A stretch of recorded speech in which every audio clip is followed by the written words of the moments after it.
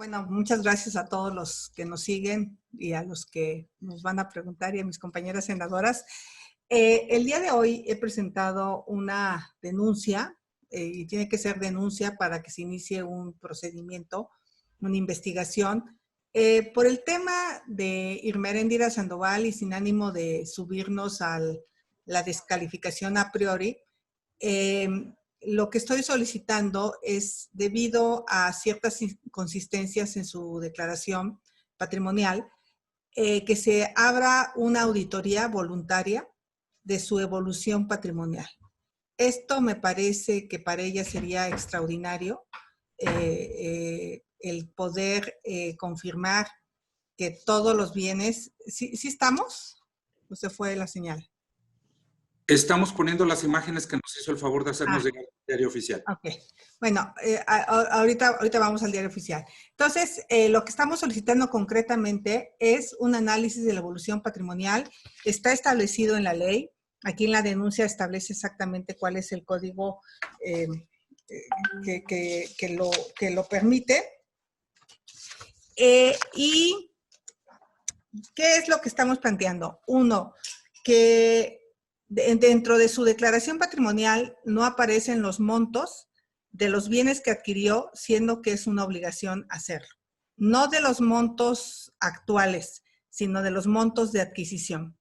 Y en su declaración ella dice que tuvo una cesión. Desafortunadamente, pues la palabra cesión no te establece un mecanismo de compra o de adquisición de un bien. Quiero comentarles lo que ha pasado con el tema de la transparencia. El 16 de noviembre del 2018 se publicaron en el Diario Oficial una serie de formatos por el Sistema Nacional Anticorrupción que obligaban a los funcionarios públicos a presentar su 3 de 3. Les voy a poner un ejemplo de cómo estos formatos nos hubieran permitido, si nos regresamos al anterior, este está bien, el que sigue, este formato. Cómo estos formatos nos hubieran permitido, en el caso de Manuel Bartlett, que su pareja sentimental hubiese declarado sus bienes: cónyuge, concubina, hijo, padre, suegro, yerno, otro. En la palabra otro debía haberse puesto la pareja sentimental. Y esos formatos lo que hacían es que yernos, hijos, hasta segundo grado, pudieran decir qué es lo que tienen. El siguiente formato habla de los bienes que se adquieren por parte de en copropiedad. Aquí está claramente nombre del copropietario. Estos formatos fueron cancelados por este gobierno. En mayo del año pasado, la Secretaría de la Función Pública, bajo la amenaza de sacar a todos los funcionarios públicos, cancelaron estos formatos. Esto hace que hoy no sea obligatorio el que los tengamos que conocer qué propiedades tienen los hijos, las parejas sentimentales, qué propiedades tienes en copropiedad. Si bien es cierto, el formato actual te hace que lo pongas, que pongas la copropiedad, pero no la hace pública. Los quitamos.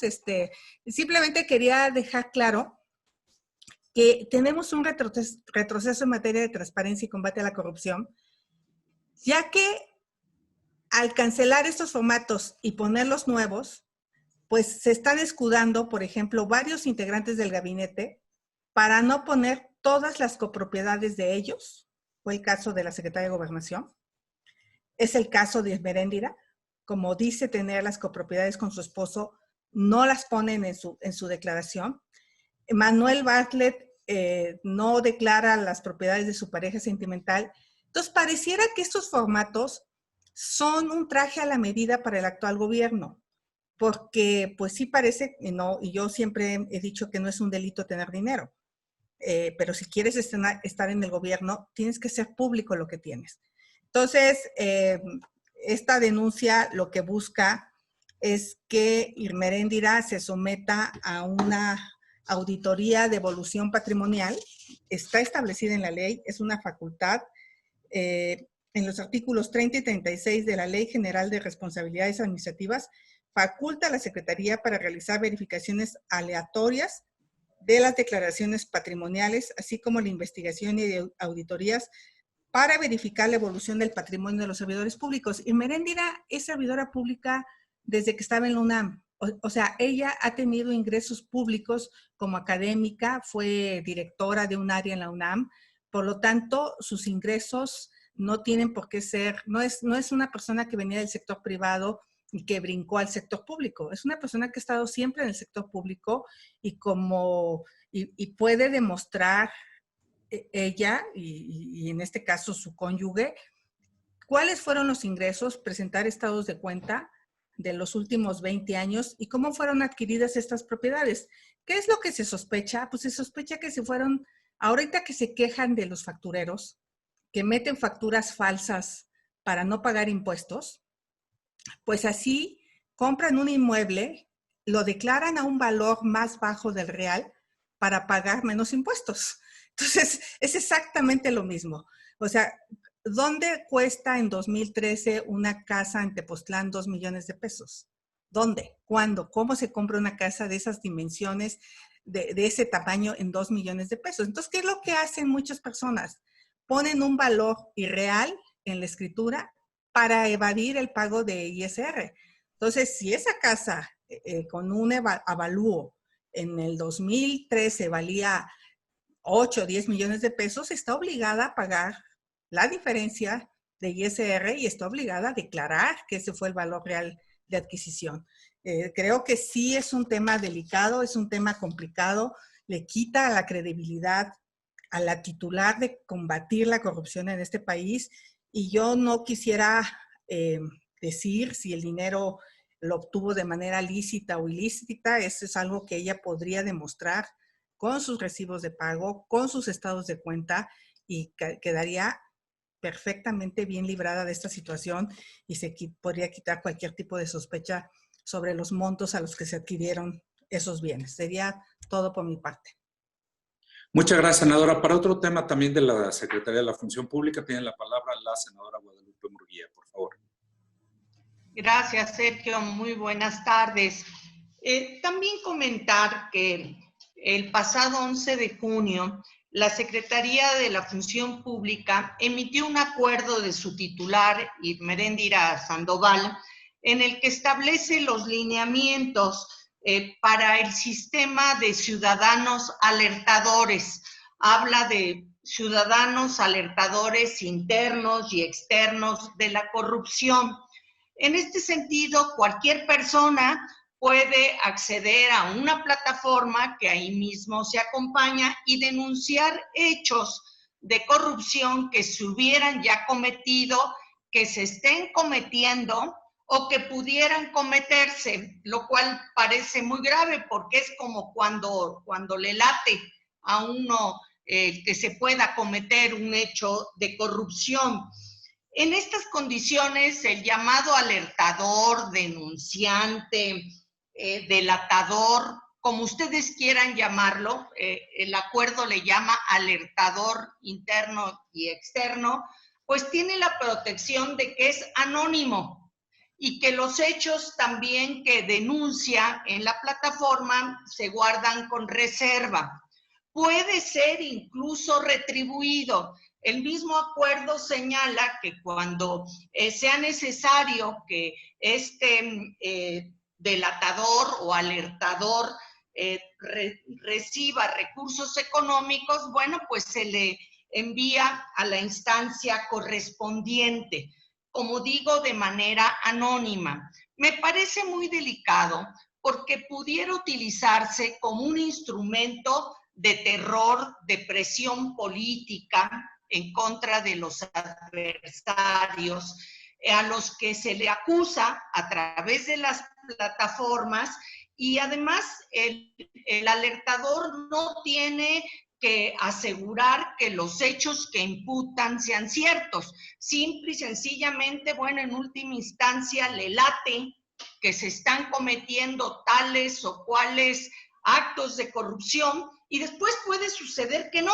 que esto no se justifica, no se acredita y sin embargo, pues ya se afectó la honra, la familia, el buen nombre de un servidor público.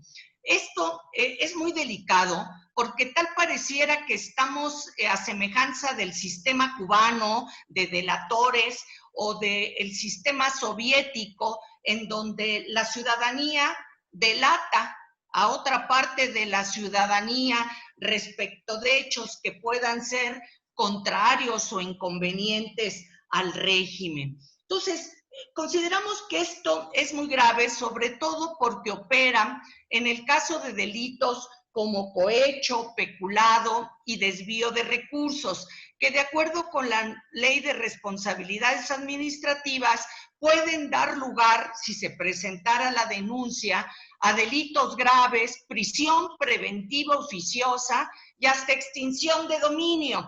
Y bueno, después resultar que ni son verdaderos, que de alguna manera fueron crecidos artificialmente por motivos políticos, de persecución a adversarios, y bueno, pues simple y sencillamente ya se llevó a cabo el procedimiento de extinción de dominio, que es muy grave.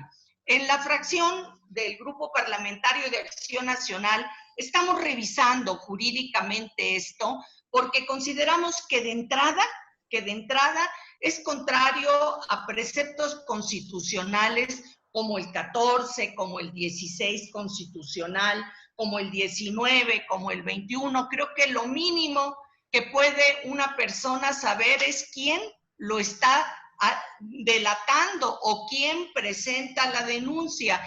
Y se guarda esto con absoluta reserva, incluso se les puede brindar protección al alertador y a su familia. Es un esquema muy grave que, como les digo, tal parece que estamos en las épocas del Soviet Supremo y su dictadura y su autoritarismo, o en la dictadura cubana, en donde también hay este esquema en donde el ciudadano delata a otro ciudadano y bueno, ya después tendrá que acreditar si los hechos que se le señalan son falsos. Pero parece muy, muy delicado este esquema que quiere implementar la Secretaría de la Función Pública, así en un acuerdo que salió publicado el 11 de junio. Muchas gracias, senadora. Empezaremos, si les parece bien, con las preguntas y respuestas. Tenemos la primera de Israel Aldave, es para, perdón, senadora Gálvez, ¿quiere tomar la palabra? Sí, perdón, es que se fue mal mi corrector, precisión, una disculpa. A ver, nada más en aras de salvar la cara al Instituto Nacional de Acceso a la Información, fue el único que votó en contra de que se quitaran los formatos. La Auditoría Superior de la Federación votó a favor, la Fiscalía General Anticorrupción votó a favor. El único que estuvo en contra de que estos formatos, que ya habían sido publicados en el diario oficial, que realmente hacían un escrutinio del servicio público o del posible servidor público muy amplio, sí quise precisarlo porque me parece que el trabajo del Instituto Nacional de Acceso a la Información ha sido importante en esta materia. Y por otro lado, pues ojalá le dieran ese cargo ya a Carlos Loret de Mola, pues puede ser el alertador de los corruptos de esta 4T. Muchas gracias.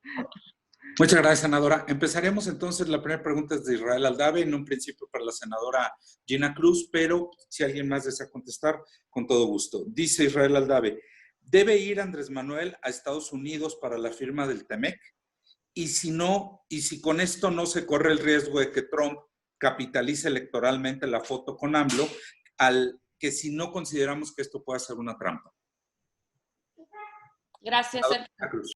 Gracias, Israel. Bueno, por supuesto que evidentemente se corre el riesgo, ¿no? Se corre el riesgo. Sin embargo, déjame decirte que en este año y medio que prácticamente ha estado el presidente López Obrador al frente del Ejecutivo Federal, hemos estado nosotros como grupo, y en especial tu servidor, he presentado puntos de acuerdo para exigir que el presidente López Obrador salga del país, que dé la cara, que represente el país como jefe de Estado. Y bueno, creo que la salida en un momento dado, si se diera esta reunión, porque bueno, se ha anunciado la posibilidad, si se diera esta reunión, creemos que daría un mensaje de certidumbre a los tratados comerciales o sea, el tratado comercial que se acaba de firmar en recientes, el año antepasado, perdón, y que bueno, también se dio la firma del protocolo modificatorio. Yo creo que con esto se despejarían muchas dudas sobre las inversiones y sobre todo para crear puentes de interlocución entre los países. Sin embargo, creemos que este no es el mejor momento, como tú mismo lo has manifestado en tu pregunta, en virtud de que, bueno, primero, porque pues seguramente, como ya lo hizo en su momento Donald Trump, que utilizó precisamente la foto con el presidente Peña y que fue muy criticada precisamente por el hoy presidente López Obrador, creemos que sería prácticamente pues una situación semejante y que sería utilizado para su campaña de reelección. Sin embargo, creemos que si finalmente se decide y asiste, yo creo que debe de valer verdaderamente la pena esta reunión y deberá llevar y presentar un plan estratégico de reactivación que involucre precisamente las cadenas de valor binacionales, porque creemos que, bueno, esta reunión, si se diera, no debe ser únicamente para la foto, sino que tenga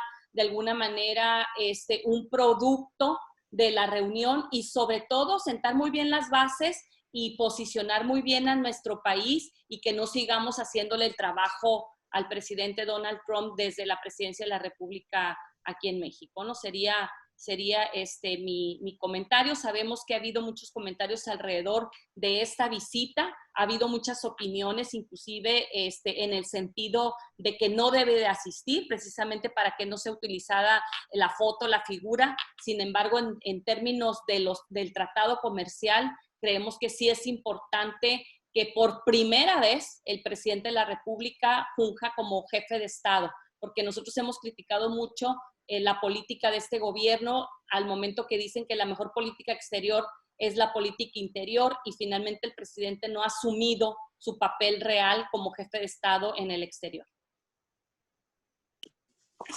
Muchas gracias, senadora Cruz. ¿Alguien más sobre este tema? Pasamos a la siguiente. Bueno, Claudia Flores Barreto para la senadora Murguía. Son varias preguntas. Me dice, perdón, es que no veo conectada. Claudia, no estás, ¿verdad? En línea. No, entonces las leo yo. Senadora Murguía, ¿qué sabe de la agenda que se va a incluir ¿qué sabe de la agenda de la permanente si se va a incluir para la convocatoria del periodo extraordinario este domingo? ¿Solo serán las leyes del TEMEC? Morena incluirá las reformas que quiere a la ley de presupuesto. No hay posibilidad de que se incluya la ley emergente de apoyo económico en la que tanto ha insistido el PAN. Y hay posibilidades de que se hagan pruebas generalizadas a senadores y trabajadores que asistirán, ya que se ha planteado esto o no hay ningún planteamiento respecto a las pruebas generalizadas, pruebas de salud. Senadora. Gracias. Le contesto a Claudia. Hasta ahorita, en lo que sí hay acuerdo, tanto en Cámara de Diputados como en Cámara de Senadores para el periodo extraordinario, son respecto a las leyes complementarias del TEMEC. Y hay consensos en el sentido de que ese va a ser la materia del periodo extraordinario. También hay que decirlo, Morena ha insistido en que se incluya la liquidación de 44 fideicomisos, las modificaciones a la ley de presupuesto y responsabilidad hacendaria. Y nosotros, como Grupo Parlamentario de Acción Nacional, pedir el que si vamos a estar sesionando, también es muy importante las leyes complementarias del Tratado de libre comercio, para el desarrollo económico, para la integración de América del Norte, pero también es importante resolver el grave problema económico que están viviendo millones de familias en el país, personas y familias que se han quedado sin ingreso, personas que se han quedado sin empleo, el apoyo a micro, pequeñas y medianas empresas para que puedan reactivarse, continuar pagando a sus trabajadores, volver a iniciar su actividad económica, el diferir el pago de contribuciones e impuestos sin que esto incluya multas, recargos durante este periodo de la crisis económica, para que estas micro, pequeñas, medianas empresas puedan funcionar y la economía pueda irse reactivando. Sin embargo, lo digo así, únicamente hay acuerdos en el sentido de las 6 leyes complementarias del TEMEC. Esto sería tanto en diputados como en senadores, y es probable que para diputados la designación de los 4 consejeros del INE requiera otra fecha como periodo extraordinario. Entonces, ahorita solo hay consenso en las leyes del TEMEC. Es más, todavía el domingo mismo en que vamos a tener la sesión de la Comisión Permanente, en el Senado va a haber reunión de la JUCOPO, en donde se van a concretar estas definiciones, que todo parece indicar que solamente hay acuerdos en las leyes del TEMEC. Y respecto de hacer pruebas generalizadas, en algún momento la presidenta de la mesa directiva comentó en el chat de mesa directiva la recomendación de que se llevara, cada uno de nosotros pudiéramos efectuar pruebas, pero no de carácter sistematizado, ni tampoco con el carácter general, lo cual, pues bueno, simple y sencillamente es algo que no se ha concretado y que desconozco si puedan llegarse a estas medidas para el próximo domingo, lunes y martes. Ha habido comentarios aislados, invitaciones, recomendaciones a que a quienes integramos concretamente el Senado podamos practicarnos cada uno de nosotros pruebas, pero no con este carácter generalizado, institucional, que comenta Claudia Flores. No hasta ahora. Muchas gracias. Senadora López Rabadán, por favor. Muchas gracias, Sergio. Bueno, me parece que es necesario, justo a propósito de la pregunta de Claudia, hacer un llamado al Senado de la República para que de manera institucional se realicen pruebas tanto para los colaboradores como para los propios senadores. Es evidente que pues hemos exigido, hemos luchado porque haya pruebas para los mexicanos. No puede ser que seamos de los peores países en términos numéricos en donde se han realizado pruebas. Ahora que va a haber una conjunción de 128 senadores, seguramente habrá más de 500, 800 empleados en un solo edificio. Es necesario que haya responsabilidad de la Junta de Coordinación Política y de la mesa directiva, y ojalá tengan la sensibilidad y la inteligencia para poder establecer un protocolo previo a la sesión y así no se ponga en riesgo a muchísima gente, y no solamente a ellas, sino también a sus familias o a las comunidades de donde vienen. Primero que nada, me parece que es necesario exigir a la Junta y a la mesa directiva para que haya un protocolo y se hagan pruebas a propósito de este periodo extraordinario de sesiones. Así como lo hemos exigido para los mexicanos, increíblemente México es el peor, uno de los peores números en términos de países en donde no hay pruebas. Segundo, el tema de los, digamos, de los temas a discutir, para nosotros sigue siendo prioritario la aprobación del ingreso básico universal, y eso no lo podemos soslayar. Nosotros vamos a ir, por supuesto, ya lo hemos dicho, digamos, a la valoración, al análisis, a la discusión, en su caso a la aprobación de las leyes para el TEMEC, pero algo que no podemos dejar de señalar es que urge que se aprueben recursos para las personas en lo individual, para las personas en su bolsillo que hoy, a propósito de la pandemia, no tienen dinero. Es claro, ya hay algunas voces de Morena que han dicho que va a haber apoyos. Si esos apoyos se están, digamos, dejando parados o no se quieren aprobar porque se van a aprobar muy cercanos a las elecciones, es una mezquindad. Si van a lucrar con la necesidad de las personas en medio del COVID, este gobierno verdaderamente será una vergüenza que lo hagan. Si ya han dicho que sí va a haber apoyos, es necesario que ya se aprueben y se asignen, porque si lo que están haciendo es guardar el dinero para que se acerquen más las fechas de las elecciones y así puedan pensar que con este dinero van a comprar la conciencia de los mexicanos, sería una verdadera vergüenza, además de que sin duda estarían jugando con la vida y por supuesto con la economía de los mexicanos, y eso no puede ser para un gobierno que llegó diciendo que evidentemente iba a haber un escenario mucho mejor para los mexicanos y hoy claramente no lo ha habido. Muchísimas gracias. Muchas gracias, senadora. Tendría la palabra Jorge Chaparro. Jorge, ¿nos escuchas? Gracias, Sergio. ¿Qué tal? Buenos días, diputadas. Buenas tardes ya. Yo quiero preguntarles en torno al TEMEC. Son 6 leyes, pero parece ser que no todas están avanzando de la misma forma. Es decir, hay 3 que ya estarían prácticamente listo el dictamen y 3 que no lo están. Me gustaría, si me pueden ayudar para conocer qué es en cada una de ellas lo que tiene que aprobar México. O sea, ¿hay puntos gruesos que requiere la ley o son meramente puntos finos? Porque decía la Secretaría de Economía que no eran leyes fundamentales para la firma del tratado, pero que si no las firmamos, México estaría en incumplimiento. Solamente esa parte, aclarar qué es lo que se tiene que aprobar en cada una de estas leyes. Luego, hoy se presentó ya la de renuncia de la titular de la Comisión Ejecutiva de Atención a Víctimas.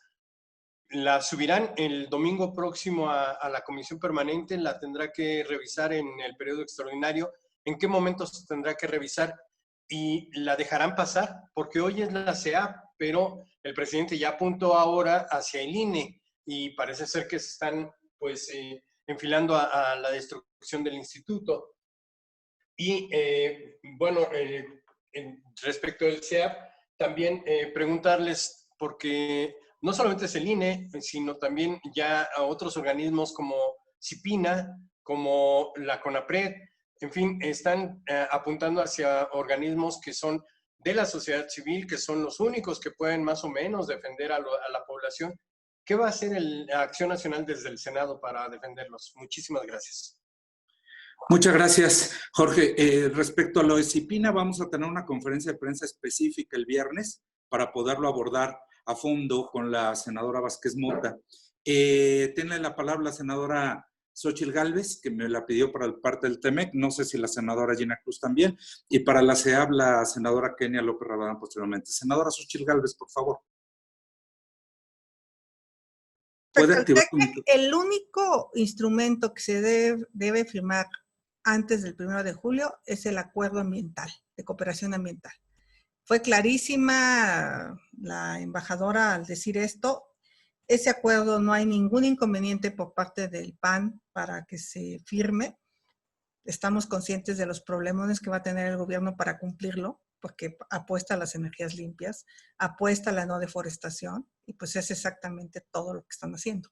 Entonces, pero nosotros, por nuestra parte, vamos a aprobar y Gina, pues, si quieres comentarles ya de cómo hemos ido avanzando en las demás leyes, pero el de cooperación ambiental sería el único necesario antes del 1 de julio. Pero yo me supongo que quieren llevar la tarea hecha para cuando vean a Trump y decirle que ya hicieron todo, ¿no?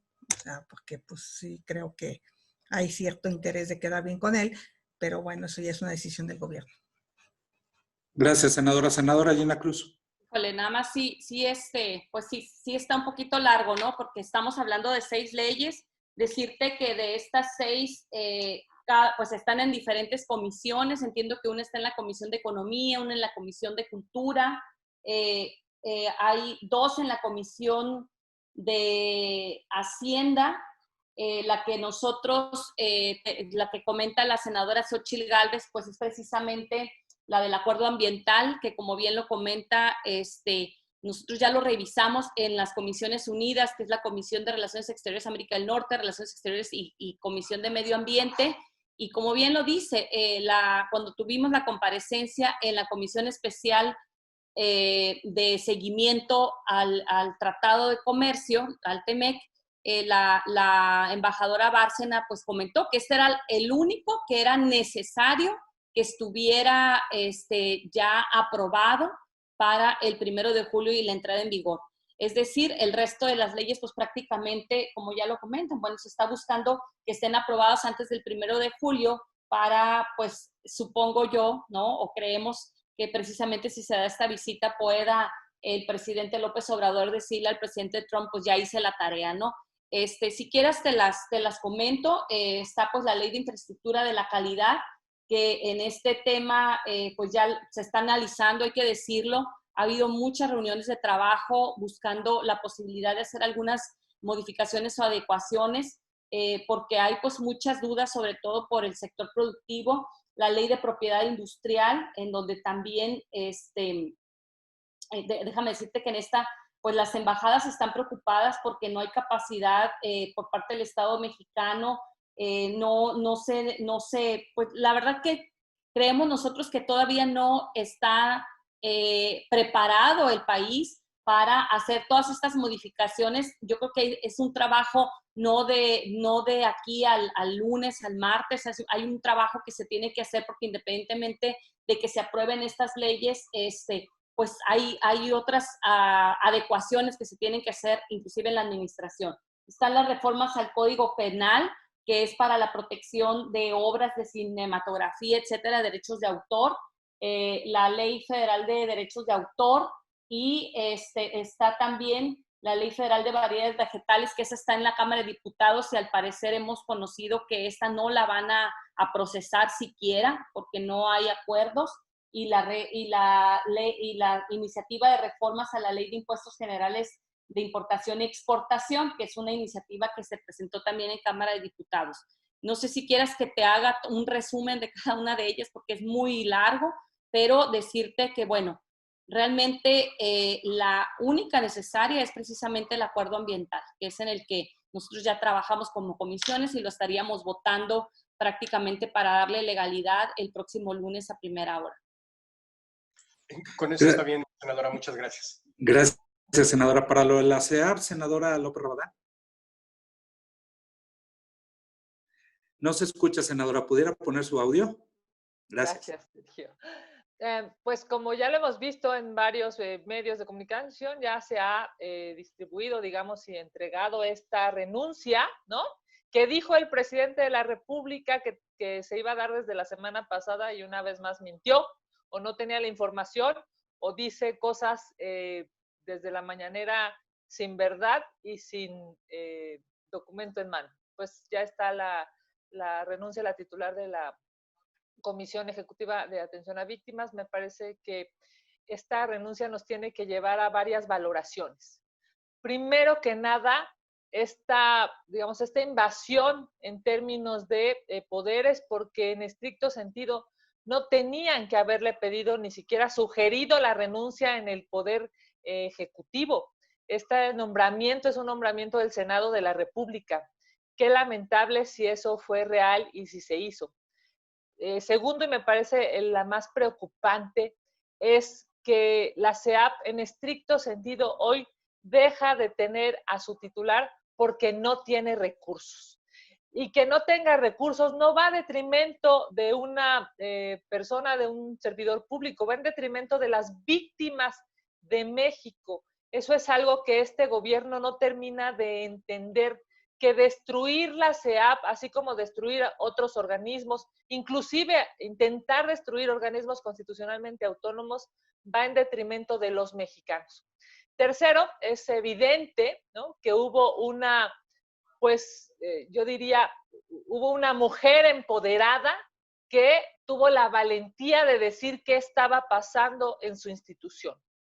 Esa valentía, ¿no?, ese arrojo que yo creo que se necesita Para muchas mujeres que hoy están en el poder, le ha costado, digamos, o ha terminado en esta entrega de una renuncia. Esto hay que valorarlo, me refiero a ¿para qué hemos discutido tanto que las mujeres estén en el poder? ¿Para qué? ¿Para qué hemos aprobado tantas leyes para que las mujeres estén en el poder?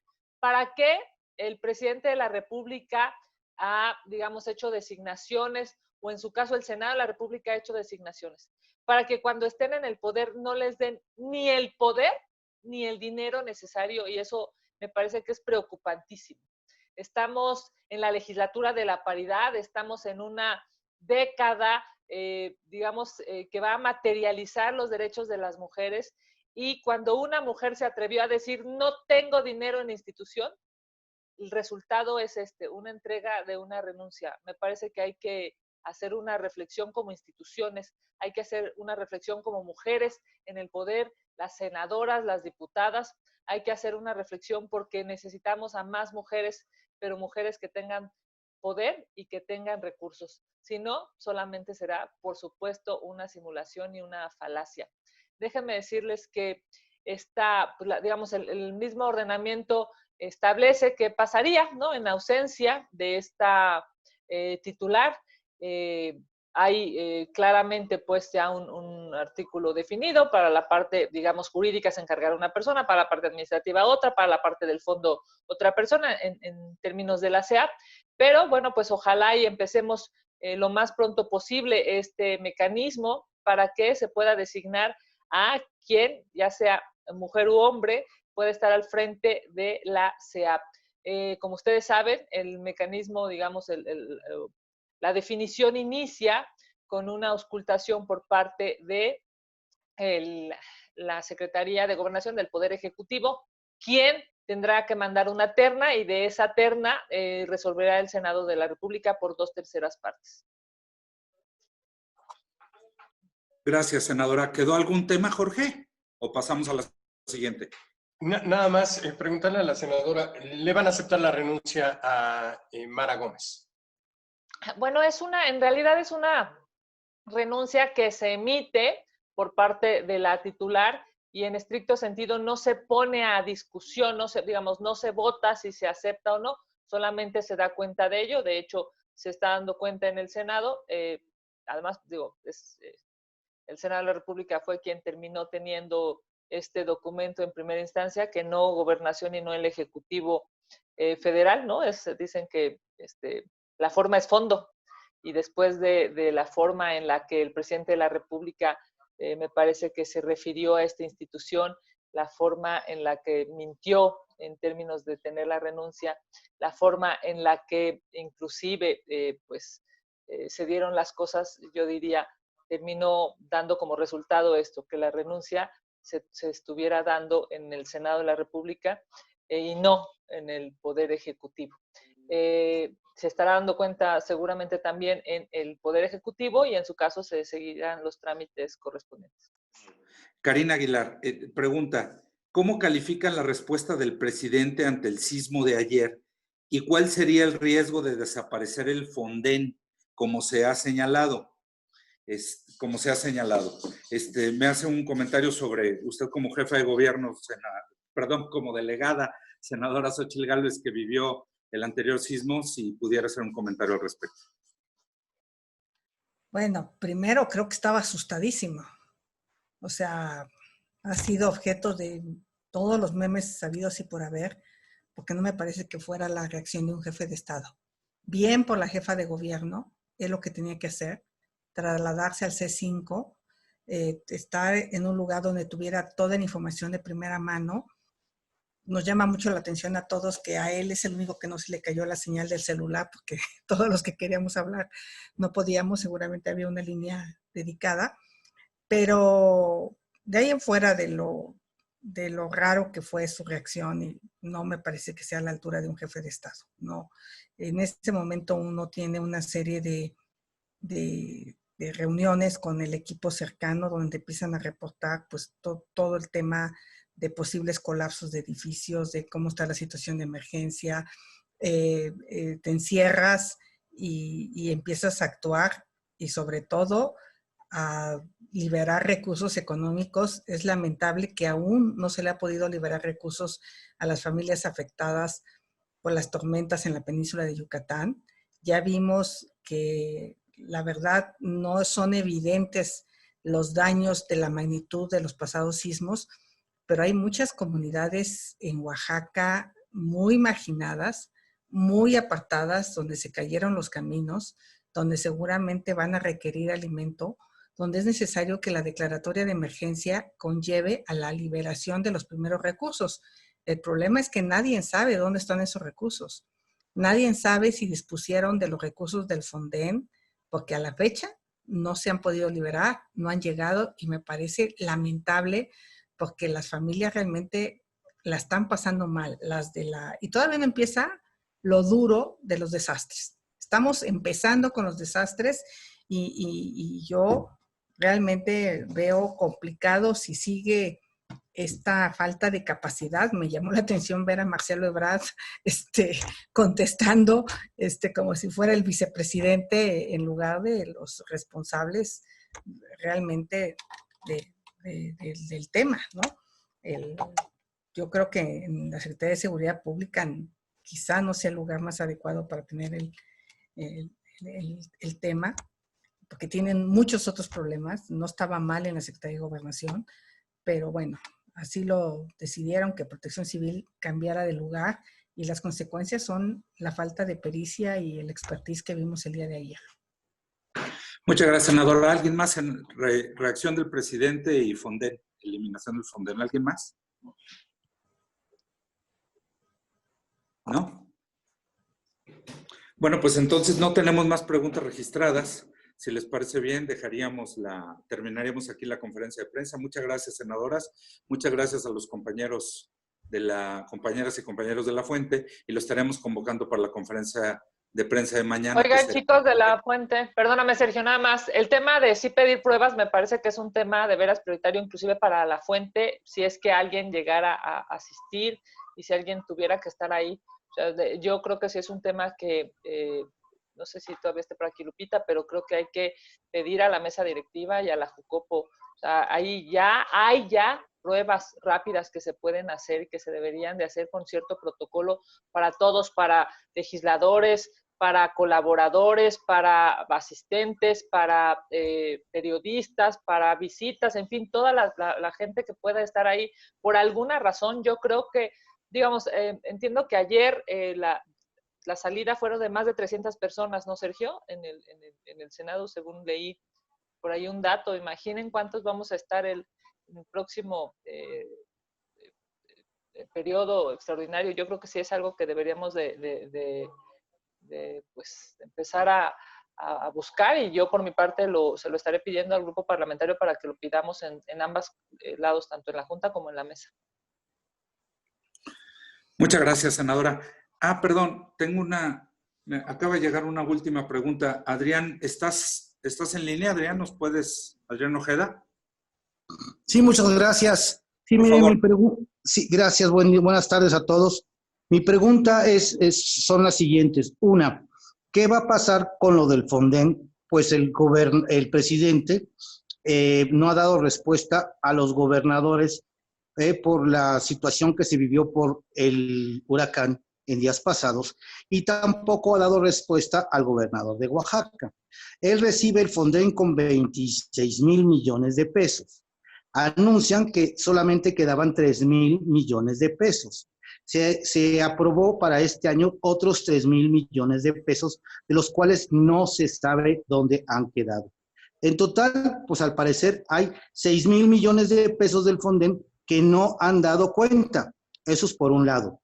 Por el otro, el famoso enroque, al parecer hoy Raimundo Riva Palacio da a conocer los nombres de los orquestadores de las campañas que vienen para el 21 y para el 24.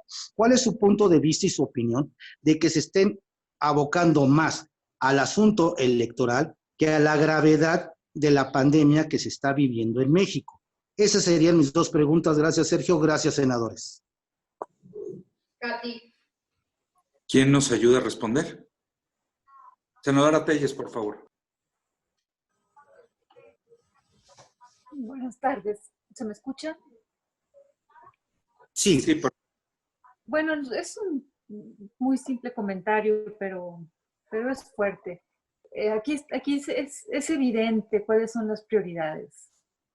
Se va a abrir el Senado, vamos a ir el lunes y el martes, no para cuestiones de la pandemia.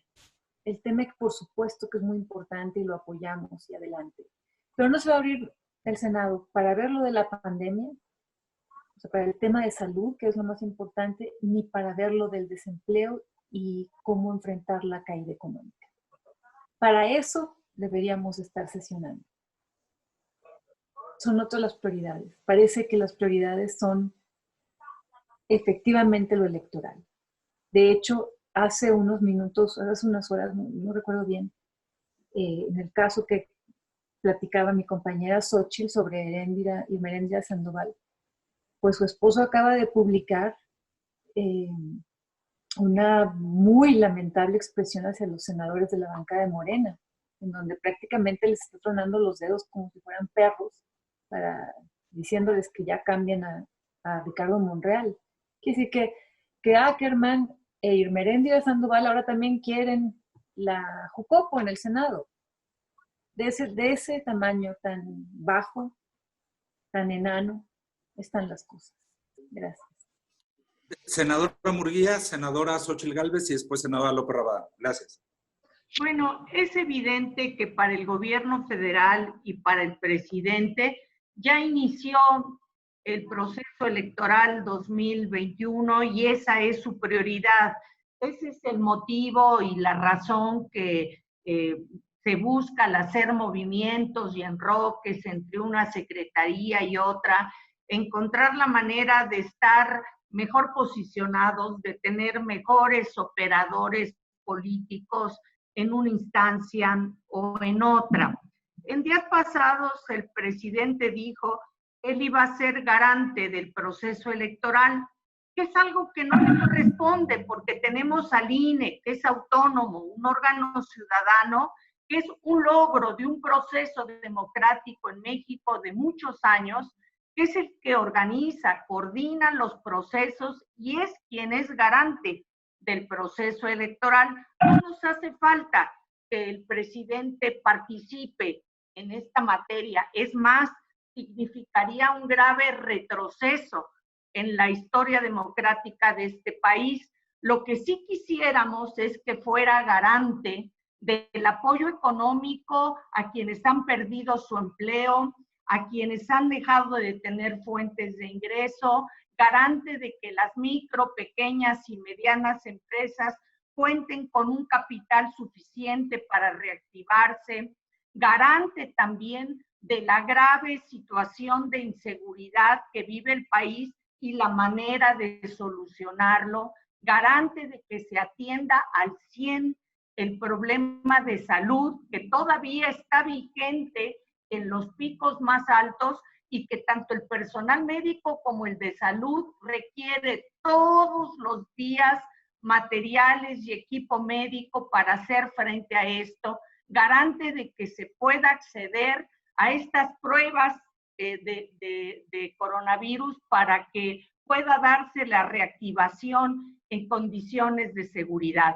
Ojalá y el presidente asumiera el carácter de garante de estos aspectos, porque en el ámbito electoral tenemos un órgano independiente y autónomo que es garantía de que el proceso electoral va a ser imparcial. Muchas gracias, senadora. Senadora Gálvez y después senadora López Rabadán. Ah, no, perdón, solo senadora Gálvez. Ya está muy bien dicho. A mí me parece que tanto el gobierno de Oaxaca como de Yucatán, fundamentalmente los que son más afectados, podrían iniciar ciertos procesos legales, porque el Fonden, hay una ley que los protege absolutamente para que en caso de un desastre las personas puedan recibir de manera inmediata recursos económicos. Entonces, o los afectados poner un amparo, que algún abogado los apoye para que puedan ampararse. Me llama muchísimo la atención el amparo que se concedió ayer a las comunidades indígenas de Chiapas, por parte de una jueza que la cantidad de personas que llegaban para el inicio de obras en el Tren Maya podría afectar su salud. Bueno, el no entregar los recursos del Fondo de Desastres Naturales, que está establecido en una ley y que se dice claramente cuándo puedes acceder a esos recursos económicos, creo que podría ser casi inmediata el otorgamiento de un amparo.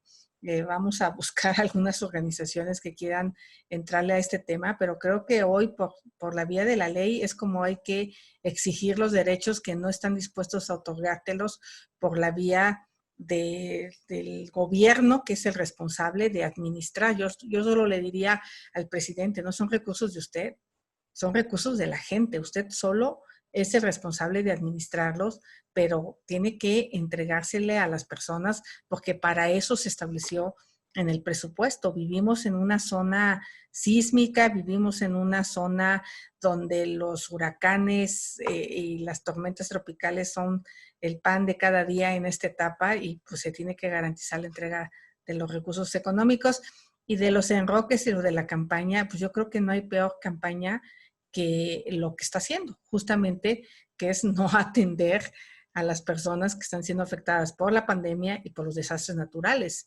Y yo no sé hasta cuándo aguanten sus seguidores, pero seguramente más de uno ya la está pasando mal.